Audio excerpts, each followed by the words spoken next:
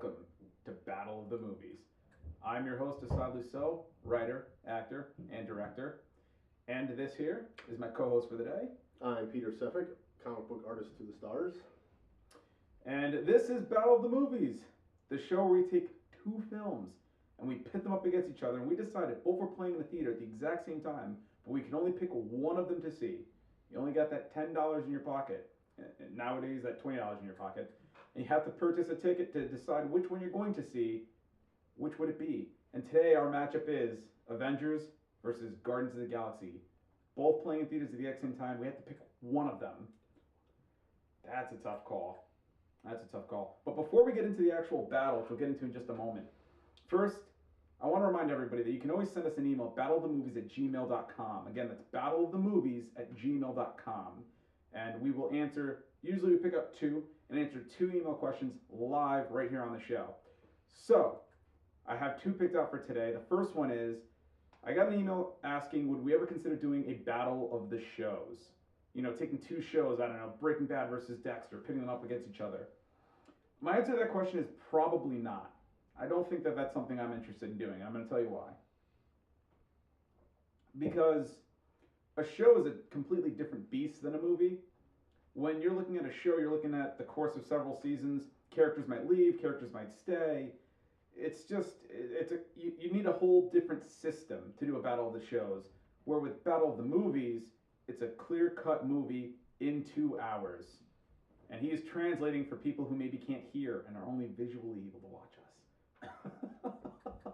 So, no, we probably wouldn't do a battle of the shows. Anything to add to that? No, yeah, just entirely different beasts, and cinema still has that aura to it, I think. I mean, there's a lot of great shows out there, more than I can keep up with at any given time. And the great thing with the movies is it gives any given person an opportunity, if they haven't seen one of the movies, to go out a 2-hour chunk of time, rent it, and see it. If we review 7 seasons of a show, that's going to take a mighty big bowl of popcorn and some serious snuggle time with your Netflix. That's 100% true. And yeah, I didn't even think about that. We also have to watch the movies before the show, before our show. If we had to watch a show before our show, that would take a while. So the other question that I got was, would we ever consider doing a live battle of the movies? Right now we kind of record them, that's our process, and then I edit them, and then I put them up on YouTube. No, I don't like doing it live, only because I like the ability to kind of alter things and change things around until I get it perfect, because I'm a perfectionist and I'm a little bit of a freak in that sense. But I go to Comic-Cons, and if you're ever at a Comic-Con that I happen to be at, I like to go to like Boston Comic-Con, Hartford, Connecticut. I am always looking to do live Battle of the Movies panels. So yes, I would do it live at a Comic-Con in front of an actual audience, and then put those episodes up on YouTube. All right, so anything to add to that? In other words, the answer is no, except for yes. Correct. Hope that was clear. Yes, we would be happy to do one as a panel live at any given time, I think. Yeah, it'd be a lot of fun. All right, so that answers our 2 email questions, and now it's time for us to actually get into this battle. Guardians of the Galaxy versus the Avengers. 2 monsters at the box office for Marvel. Both these movies just mind-blowingly good, non-stop fun action films. So how we do things here at Battle of the Movies, we have categories and we break it down, and then that ultimately helps us decide which one we would go see as opposed to the other. Our first category is protagonists, or in this case, we're going to look at group of protagonists versus group of protagonists. Would you like to kick off this category? Yep, and I will do so by saying that this is not a review of the film per se. They're both excellent movies. Any movie that we review in the show, I'll remind you, to make it this far. It's just to pit the best of the best against the best, or the most mediocre against the fellow mediocre. In this case, obviously, 2 of the best. We're not reviewing them to say whether we liked them or didn't like them. We're just really, really nitpicking to see which one really, if we had to only see one more in the theater one more time, which one that ultimately would be. Given that, protagonists.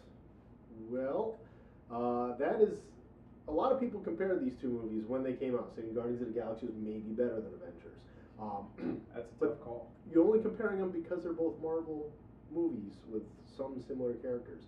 For the most part, they had very different characters, aside from the villains, which we'll get into after. And that's where I say that They both also had an equally daunting task. Guardians of the Galaxy, a lot of people are like, well, I probably won't see that. I don't know any of those characters. Guardians of the Galaxy had the task of introducing you to every single hero on that team and then making you fall in love with them, which they did. Avengers had the daunting task of taking characters you have loved your entire life, making them work together, making them all interesting, and trying to do all of them justice, which maybe was a little more of a difficult task because you're working on a lot of levels there. But then again, with Guardians, you're taking people who have freshly seen the Avengers and know how good that was and trying to impress them on the level that the Avengers did and not disappoint the Marvel viewership.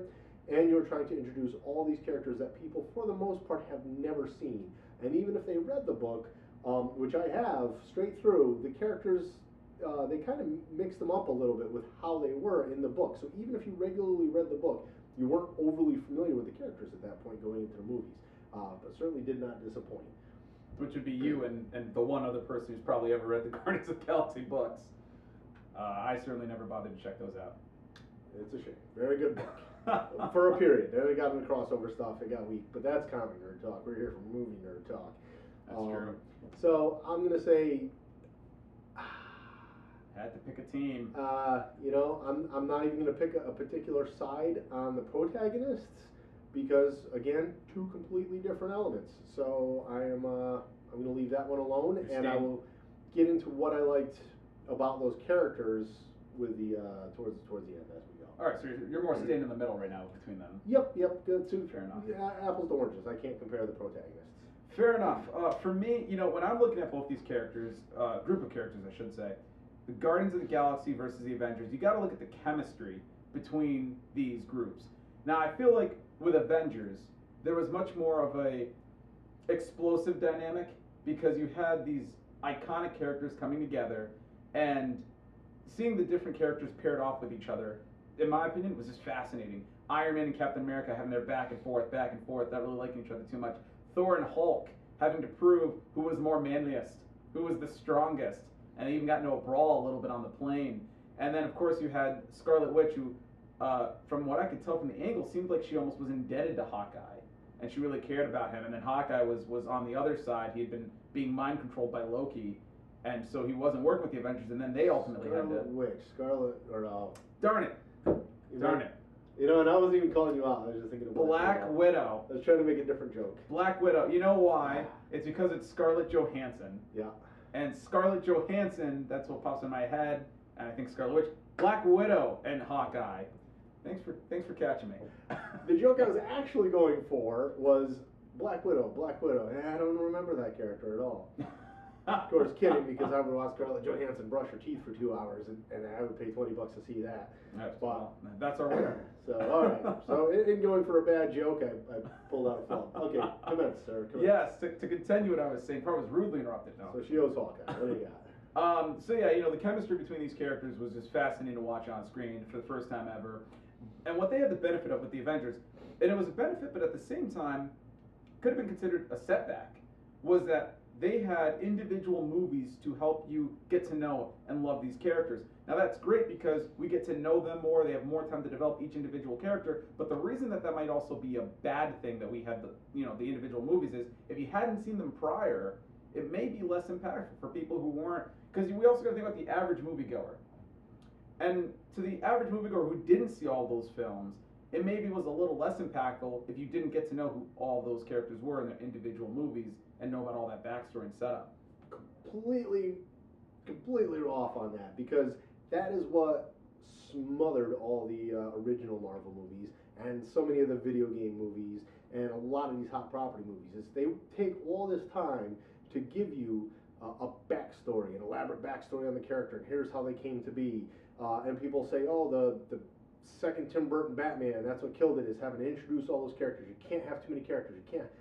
You don't need a backstory for every character. One, I mean, the Avengers are iconic. Most people know. The Hulk, he gets mad, he turns big and green, hulking out. I mean, it's part of Americana at this point, or the whole world, I mean, for that matter.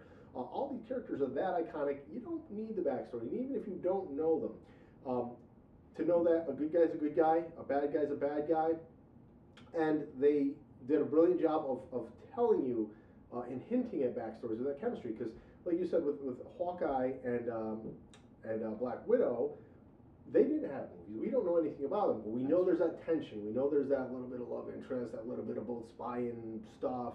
We know that they've had a rough go beforehand, and that is part of what made the movie interesting and plays into your imagination comes into play a little bit, which can build towards future movies or spin-off movies in that Marvel universe, film universe, as opposed to just, what ruined the first few Hulk movies? Oh, show him get radiation, show him turn into the Hulk, show his mom and dad raising him as a kid and, picking out pants for his first day of school. Who cares about that crap? We don't need that crap. We just want the action. You can tell us any pertinent information in the movie, which they did. And they did a brilliant job for both of the movies. Yeah, and that's actually a really good point that you raised was that, a lot of people already know who these characters are. I'm just saying, for the average person who maybe didn't know, that could have been a downfall. But, yeah, I mean, that's something to mostly look at as a positive, that they had all that time to show you these characters. And they did a good job, even if you hadn't seen them, you got to know them. Obviously, Captain America is your super good guy. Iron Man's a bit of, we'll say hard to get along with. Yeah, exactly. And so they did a good job introducing you to all the characters, even if you hadn't seen them prior. Guardians of the Galaxy, on the other hand, as you've mentioned, they didn't have the chance to tell you all their backstories. You had to get to know them, get to grow with them. But I think that the chemistry between these characters is what sold the movie. Because with the Avengers, even if the characters didn't necessarily interact the way we wanted them, that movie was still going to be a giant success because it's the first time we've seen all these guys on screen. These guys, if that chemistry wasn't there, this movie is a bomb. And it would have not been good if the Rocket Raccoon character just felt like an out of place weird creature running with a giant tree. That would have been awful. But the way that they gave us their personalities, the dynamic between them, that Rocket's the brain and Groot's the muscle, that dynamic between the two of them, that really pretty much made it so you got to instantly understand these characters without all the backstory, without all the stuff like the Avengers had. And then obviously you got to see that Drax, he wanted to kill Gamora at first because she's the daughter of Thanos. But then he realized, oh, wait, actually she might be the ticket to getting closer to Thanos. And then Peter Quill, who's kind of like their leader in a very like unusual kind of leaderish way. Yeah, like by default, exactly. But I think that the chemistry between these characters, that's what made this movie. And what didn't kill it, because a big way to judge for me on any film is I see it in the theater, it's good, because you're learning the characters. And then when you watch it at home, that second, third, or fourth time, you realize there's these big dead spots in the movie. Guardians didn't have that, Avengers didn't have that. And with Guardians, again, they didn't have to tell the backstories here. They told the backstories briefly there. What you needed. Rocket Raccoon, it was 2 parts to his backstory, is all you needed. Guy says he's a genetically modified rodent, and then you have Peter Quill watching him change, and you see the genetic modifications, and it's a little sad bit. That's his whole origin. For Drax, his whole origin was told in 2 seconds. He's walking into a room, oh, that's Drax. Thanos killed his family, and now he's pissed off. Boom, there you go. That's all you need to know about Drax, and then the rest can be told, the metaphors, joke, things like that, but you don't need any more. You have time to expand upon that in future movies, or you don't have to expand upon it at all. You have an entertaining movie, you know what you need to know about these characters. Both of them nailed it with that. They didn't waste all this time giving you all kinds of unimportant information that wasn't pertinent to the film and that nobody needs. So if I had to decide between both these films, which group of characters, which group of protagonists wins it for me? Oh gosh, who was more compelling? Who had the better dynamic? The team with the strong green guy on it. I'm gonna have to lean toward. I'm gonna say Avengers. Even though these guys had the better chemistry, there's nothing that can compare to seeing all of your childhood heroes grow up. You grow up with them on screen for the first time together. There's nothing compared to seeing that. I think back to when I was a kid and I saw Iron Man when I was maybe 8 years old. I've grown up with Iron Man, right? Ever since I was a little kid, I've grown up with him. And these guys, you haven't necessarily grown up with. So the way I kind of look at it is, I'm choosing between my new friend that I just met and my best friend that I've known for years. I'm going to pick the best friend I've known for years. So that group of protagonists wins it for me. And you're down the middle on that. But we have to move on to our next category, which Iron Man came out when he was a little kid. That 90s okay. cartoon show. Oh, okay. Yeah, the 90s cartoon show. Mm, You remember that one? I was born in 92. I'm too old to watch cartoons at that point. Oh, okay. Yeah, he's just too cool. So we do have to move on to our next category, which is antagonist versus antagonist. We have Loki in one end and Ronan the Accuser in the other. So I think I'm going to start this category off here. Which one of these characters did I like more as a villain? Who had the better motivation? Look, all around, I got to go with Loki. I mean, for me, that's not even really a tough decision. Ronan the Accuser, for me, kind of felt a little flat. You know, he was just the bad guy who wanted to destroy everything, and he didn't like Thanos. And to me, he was a very kind of one-dimensional, one-sided villain. You know, it was very, and he was a throwaway. They killed him in the end, but blowing him up or whatever. Loki has risen to supervillain stardom. Everybody loves that character. You just get to see so much more about him in the Thor films and how much he actually loves his mom, loves his father, but feels like he's deserving of more than he actually gets. But we're not here to judge the Thor films. No, we're not. We're not. But we have to. We did establish though that they have all the backstories because of the extra films. So we have to at least consider those. But even just to look at this film, Loki in this film alone, he was just a better villain. You know, he was definitely the guy. He used their own teammate against them. His motivation was clear. He felt deserving. He felt like he should have his own planet to rule, and Earth was going to be his planet. Loki, to me, just felt like a much more stronger, powerful villain with a much greater motivation than Ronan the Accuser. For me, the winner is Loki. Complete agreement on that one. That's an easy one. Ronan was very cool looking aesthetically, very fun and neat. As a little kid, I would run around pretending I was Ronan over Loki any given day, but Loki was a character in the film. Ronan was a plot device to forward the film, to move the team along, in which he served his purpose. Perfect. That's all that was needed for the film. We didn't have to have sympathy or empathy for him because he was really just kind of the bridge between the team and Thanos, which is going to be the upcoming thing. And then, as far as general villains, he had his army, sure. Then there was the army of aliens that was in Avengers, so that's kind of a draw. But Loki as a villain, as a conniving sneak, as a character. I hear the ladies kind of dig Tom Hiddleston. Loki all the way, man. Yeah, so that one, I think that one's a little more easy to hit the nail on the head. But the final thing we got to get into here is which movie had the overall better plot. I'll let you kick that one off. Which one had the better story for you? I think Guardians in a lot of ways had an overall better story. Now, Avengers,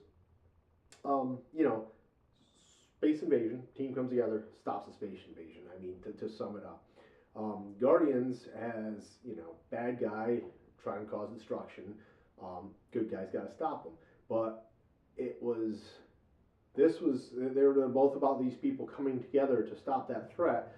But I think the Guardians, it was these people coming together in those different ways that led to them being together to stop the threat. Obviously you got the SHIELD aspect of Avengers from an overall standpoint. If you're looking at the Marvel Universe, very important because that's tying the films together. It got its own spin-off TV show. I think that type of stuff's fantastic. But on the Guardians, as a standalone movie, you're just going to go to the theater and see a movie, a little more encapsulated. And you did get, a little ride with these characters, and you got them together, and then you got their big overall story and how they came together. And I just think that was a tighter, better standalone as a motion picture plotline was the Guardians of the Galaxy. Avengers, great as the culmination of Marvel films, and to extend that into the beyond, Guardians, a movie.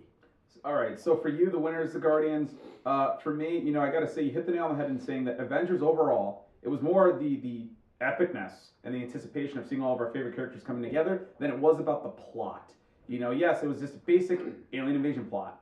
Guardians, not only was the Guardians, did it have all these, was it a good plot, but it had all these moving pieces to it as well as a plot. First off, you have Peter Quill's family life when he was a child, seeing his mom die, and then you have the backstory because we find out at the very end that someone mom dies.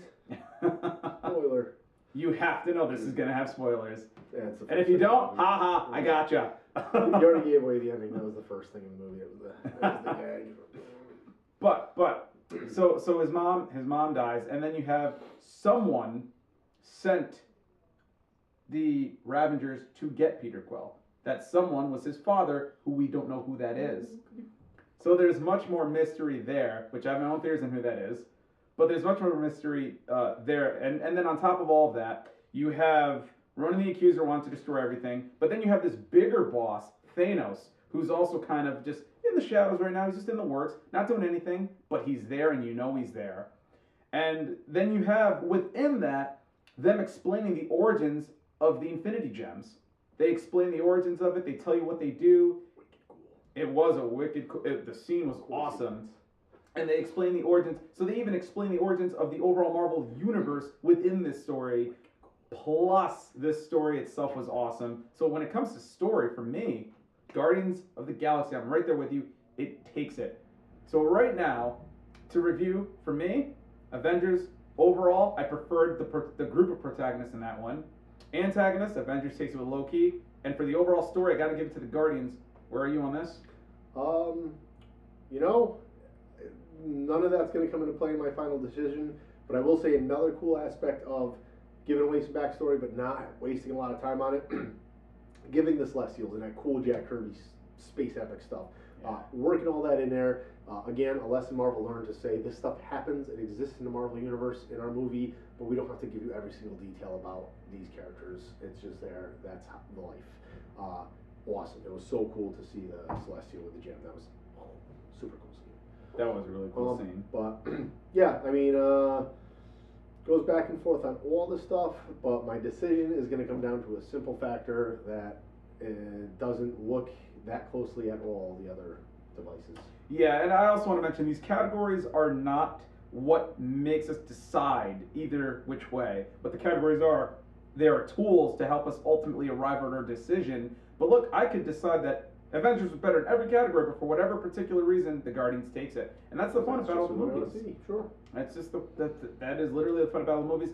Now, the last category that I'd like to mention is miscellaneous. Anything that wasn't covered by our categories that you would have to give a nudge in one way or the other. For me, I gotta say that the Guardians of the Galaxy, it felt more like, you know, it was a space epic, but it felt a movie more like that I just wanted to keep watching over and over because it had the action, it had the laughs, it had a little bit of everything that it had. The Avengers was something that every time I watch it, I do want to sit down and just absorb every piece of it. So for me, both these movies just so rewatchable. But if I had to pick, we're gonna make our decisions. And if I had to pick one to watch in theaters, I only got $10 in my pocket. I'm gonna go with the Avengers. Which one would you pick? Again, both did everything right. There was not even a groaner in there like, you know, that's something for everybody. Both fantastic. The one I watch over and over more would probably be Guardians. But again, based on all these childhood characters that we've waited forever to see on the big screen, and seeing them done as right as could possibly be with the most perfect of casting, the most fantastic costuming, everybody carried well with not a lot of wasted time, to see it on the big screen one more time. I've waited a lifetime to see it. One more time, again, giant size in 3D, it's going to be the Avengers. Yeah, and you hit the nail on the head. It's the, you know, the best friend we've had versus the new friend we just met. And you're going to go with the best friend. So for us, our winner here at Battle of the Movies, the Avengers will take it. So that is our winner, and that'll do it for this episode, guys. I want to thank you for joining us. Remember that you can always send us an email, battleofthemovies@gmail.com, and we pick out 2 and we answer them on these videos. So don't forget to email us. And if you've got any theories on Peter Quill's father or anything else in the films, or you agree or disagree, although I don't know why anyone would disagree, leave it in the comments below. We'll be watching, and we'll tell you why you're wrong. Exactly. All right, so with all that being said, I'm Asad Lusso. You can find me at Lusso Studios on Facebook. And Pete, where can people find you? Peter Sefik, Peter-Sefik, SEFCIK.com, or catatomicstudios.com. And that'll do it for us. We'll see you next time.